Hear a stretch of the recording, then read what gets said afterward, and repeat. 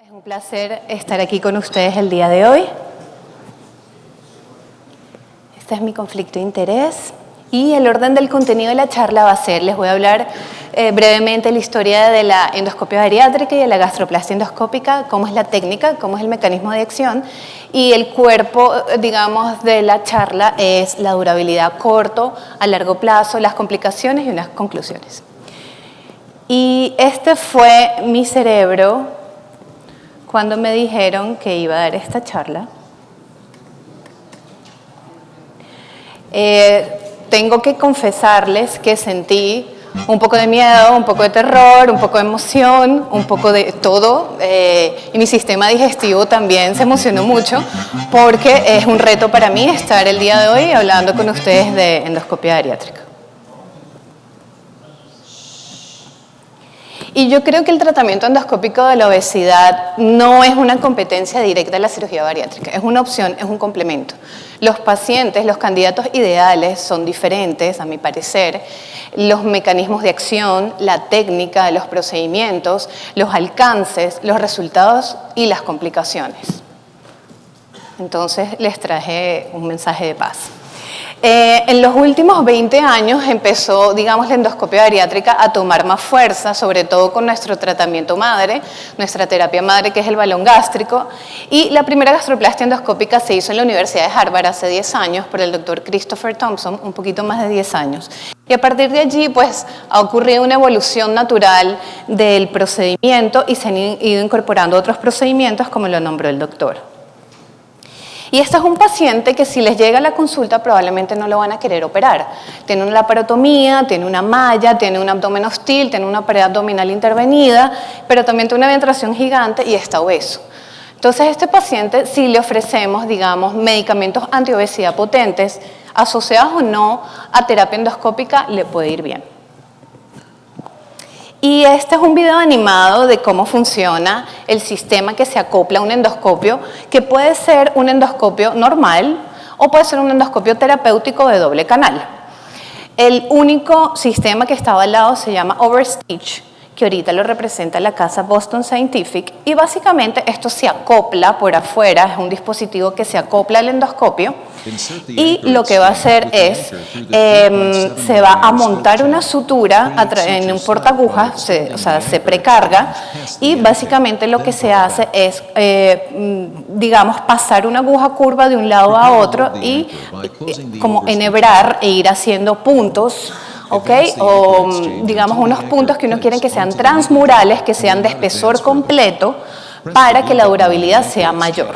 Es un procedimiento de endoscopia avanzada, digamos que en particular he visto personas muy hábiles en otros procedimientos endoscópicos y cuando agarran un overstitch se sufre un poco, ¿no? La curva de aprendizaje no es tan rápida.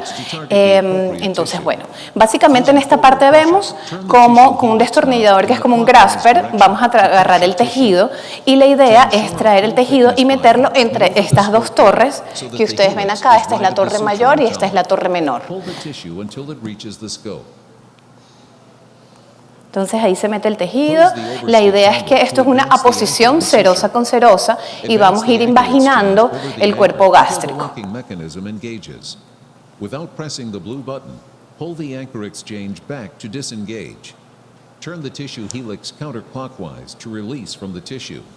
Bueno, y digamos que el punto, la idea es que quede transmural.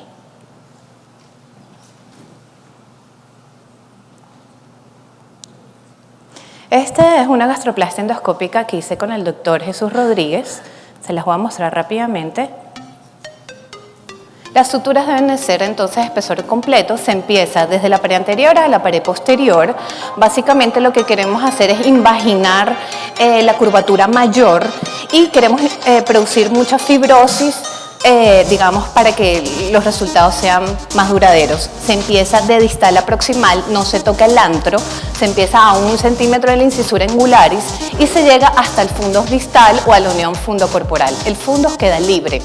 Se están haciendo algunas técnicas de quizás colocar argoplasma en el fundus, pero no hay, digamos, artículos que lo avalen. Esta es la gastroplastia primaria que se puede hacer ojalá con un sobretubo, algunos lo hacemos con un sobretubo y así es como queda.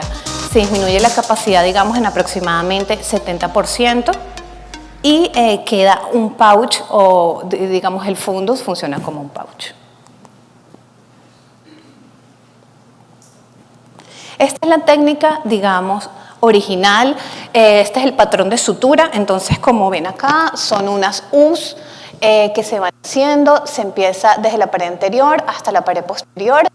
Y en algunos lugares se hacen refuerzos con suturas lineales interrumpidas como para hacer una segunda capa. Digamos que en Latinoamérica, por términos de costos, usualmente hacemos en U, pero también podemos colocar estas lineales que hacen que se cierre bastante y se forme como un neopíloro.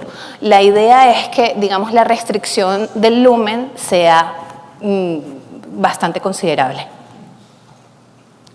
Y así es como se ve por tercios una gastroplastia bien hecha desde el tercio inferior, medio y superior. Y me llamó mucho la atención este artículo, que es que midieron desde el píloro hasta la unión gastroesofágica. Digamos, un estómago puede medir 34 centímetros y después de hacerle la gastroplastia se redujo a 20 centímetros. O sea, hay disminución tanto de la longitud como del ancho.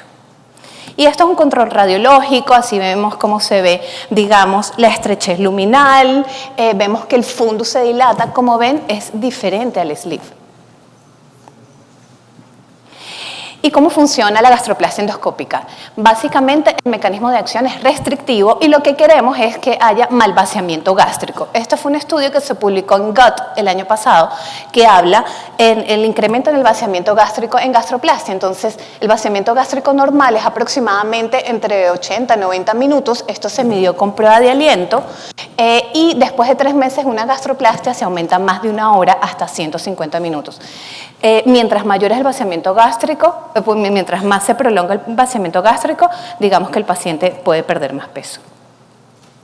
Y la parte hormonal no es tan importante como en cirugía bariátrica, sí cambios hormonales como aumento del GLP-1 y PYY, que son hormonas de la saciedad, y este estudio lo corroboró y se vio que aumentaron significativamente a los 18 meses. Nosotros nos llevamos también por el consenso brasilero, que digamos, en Brasil se hace mucho la técnica. Este se hizo de 47 endoscopistas, 1828 procedimientos, y como comentaba el doctor, el candidato ideal es el candidato con obesidad grado 1 u obesidad leve. Esto habla sobre la parte técnica, que esto debe hacerse con CO2, con anestesia general, como las condiciones ideales, ¿sí? Y bueno, que evidentemente tiene que seguirse el paciente con un grupo multidisciplinario. Y este estudio es el estudio MERIT, es un estudio prospectivo de 9 centros en Estados Unidos, se publicó en Lancet en el 2022, está, digamos, dentro de los integrantes al doctor Sundel, y esto fue lo que le dio a la gastroplastia endoscópica la aprobación FDA. ¿Okay? Entonces, digamos que es el estudio como uno de los más robustos. Lo que se hizo fue comparar cambios en el estilo de vida de intensidad moderada con gastroplastia endoscópica. Y una de las cosas más importantes de la conclusión del estudio es que el 80% de los pacientes tuvieron remisión de una o más comorbilidades, que finalmente es lo que queremos en nuestros pacientes obesos también. No solamente sabemos que es cuestión de peso, entonces mejoría hemoglobina glicosilada, perfil lipídico, hígado graso, hipertensión arterial. Esto llevó a que un año después las guías NICE en UK también dijeran, bueno, esto sí funciona como una opción para perder peso. Y ya hay muchas revisiones sistemáticas y metaanálisis, por eso puse este fueguito aquí, porque digamos que el trabajo lo han hecho otros grupos internacionales y sabemos que más o menos la pérdida de peso es de entre 6 y 24 meses, es de un 15 a un 18%. Y estos son distintos metaanálisis europeos, metaanálisis de Arabia Saudita, y vemos que la pérdida de peso es 13, 14, 15, 16, 17 y 18% después de una gastroplastia endoscópica. Este es un estudio ya un poquito más tiempo de seguimiento a 24 meses, pacientes, digamos, adultos jóvenes entre 44 más o menos 10 años, con índices entre 37 más o menos 5, y la pérdida de peso a 6 meses fue 15% y a 24 meses 18%. Y en el 84% de los pacientes una pérdida de más de 10% a los 2 años. Y este grupo de Arabia Saudita, este es un cirujano bariátrico de Arabia Saudita que opera pacientes adolescentes, digamos, opera muchísimo, él tiene una de las series más grandes, y este estudio lo hizo en 109 niños y adolescentes entre 10 y 21 años y vio que los pacientes les iba muy bien, remisión de todas las comorbilidades, y al año perdían 15 más o menos 7% del peso corporal total, y al año y medio 14 más o menos 8%. Y esta es la curva de la pérdida de peso. Los 3 primeros meses, digamos, es lo más considerable, es donde la curva es la más inclinada. Obviamente en este momento la dieta es la más estricta, sobre todo el primer mes. Luego va bajando un poco y luego el plató o la meseta se alcanza al año. Este es otro estudio a más largo tiempo, 4 años, en un único centro en India. La pérdida de peso máximo fue 21% un año, luego hay una pequeña tendencia de recuperar alrededor del 10% del peso perdido luego del año, y el nadir a los 4 años fue 18%. Esto fue un estudio de más de 600 pacientes. Digamos que este es el estudio más largo publicado a 5 años, un estudio en un centro en Estados Unidos, donde la pérdida de peso media a 5 años fue 15.9%, el 61% de los pacientes mantuvo una pérdida de peso mayor al 10%, y el hecho que tuviera un índice alto y hubiese perdido mucho el primer mes son predictores de mayor pérdida de peso durante el seguimiento. Y así es como se ve la curva de este estudio a 5 años. Me llamó mucho la atención este artículo porque es un artículo italiano reciente que habla de pacientes mayores. No todos los pacientes mayores, digamos, pueden ser candidatos a medicamentos antiobesidad o a cirugía bariátrica, y esto es digamos, una opción segura. Se vio que en pacientes de 67 años como edad media, incluso el índice era de 41, o sea, eran pacientes con obesidades importantes. La pérdida de peso es 15%, o sea, la curva es muy parecida a los adolescentes y a los adultos. Entonces, en los pacientes mayores también les va muy bien con los resultados de la gastroplastia, mejoraron su hipertensión, y 3/4 de los pacientes mejoraron su diabetes, disminuyeron las dosis de los medicamentos y algunos los suspendieron.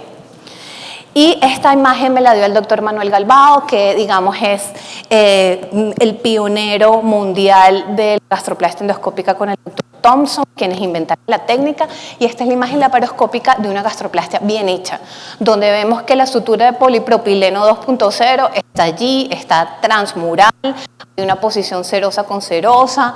Entonces, pues es bonito, le voy a mostrar el video.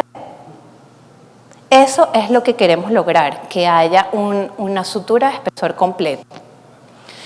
Digamos que más que el número de suturas, lo que queremos es que sean de espesor completo, y si hay estudios que dicen que a mayor número de puntos, si uno hace más de 30 stitches, evidentemente el paciente va a tener más inflamación y más fibrosis.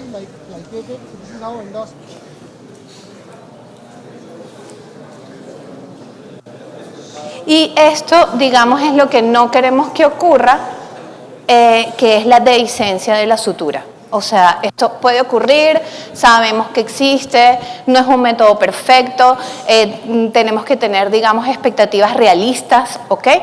Cuando esto ocurre, entonces, se cortan los puentes mucosos que se hayan hecho, se retira también el material que hay, el sistema de anudado, que es el cinch, que es lo que ustedes ven allí, y se puede hacer varias cosas. Uno, se puede colocar argonplasma digamos, en la parte de abajo y luego hacer una resutura, ¿sí? O evidentemente puede haber fibrosis, puede ser diferente, o evidentemente evolucionar a una cirugía bariátrica, que el doctor Sundel va a hablar de eso ahora. Y este estudio es del mismo doctor de Arabia Saudita. Bueno, él hace de todo, él evidentemente hace gastroplastia, sleeve, bypass, y como ven, pues es incomparable, digamos, este método endoscópico con un bypass. Digamos que esto no forma parte no hay estudios cabeza a cabeza, no forma parte de lo mismo, ¿sí?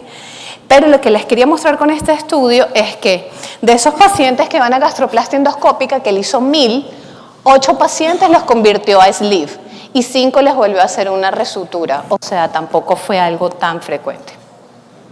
Las complicaciones, las tasas generales de 0,8 a 2.8%, digamos que lo común de los artículos dicen 1%, hematemesis es la complicación más frecuente, puede haber neumoperitoneo, neumotórax, derrame pleural, colecciones perigástricas o abscesos, perforación de la vesícula, tromboembolismo pulmonar, pero es realmente infrecuente. Y sabemos que no es un procedimiento perfecto, sabemos sus limitaciones, pero es un procedimiento ambulatorio de rápida recuperación que es efectivo, sobre todo si usted escoge muy bien el candidato, es un procedimiento seguro, es reversible, uno pudiese cortar la sutura. En la literatura hay 3 casos, 2 pacientes por dolor abdominal crónico y de mal manejo, porque la sutura también puede agarrar parte de la pared, y 1 por desnutrición, pero es algo inusual, digamos, el alcance que tiene esto en pérdida de peso. Puede ser repetible, es combinable y se puede hacer un step up personalizado y pasar a cirugía bariátrica, y realmente no se han descrito consecuencias a largo plazo, no va a ser síndrome de dumping porque evidentemente el mecanismo de acción es lo contrario. Reflujo, las tasas de incidencia son bajas de 1.9 a 3% porque no tocamos la unión gastroesofágica ni el ángulo de His, no tocamos el fundus, no tocamos el antro, no tocamos nervios autonómicos, digamos que por eso no tiene tanto reflujo, y tampoco vamos a necesitar suplementos. Como dice el inventor de la técnica, it's good enough. No estamos diciendo que es mejor que absolutamente nada, jamás nos atreveríamos a eso. Y estas son mis conclusiones. Tenemos un bien común, ojalá empiece a existir una relación cirugía-endoscopia bariátrica en los centros mundiales donde más se hace cirugía bariátrica, que son México, India, bueno, creo que en Brasil también tiene un número muy importante. Los cirujanos y los endoscopistas son amigos y trabajan de la mano. Y si usted es un cirujano bariátrico y es endoscopista y quiere empezar, me puede preguntar, yo con muchísimo gusto le ayudo lo oriento. Muchas gracias.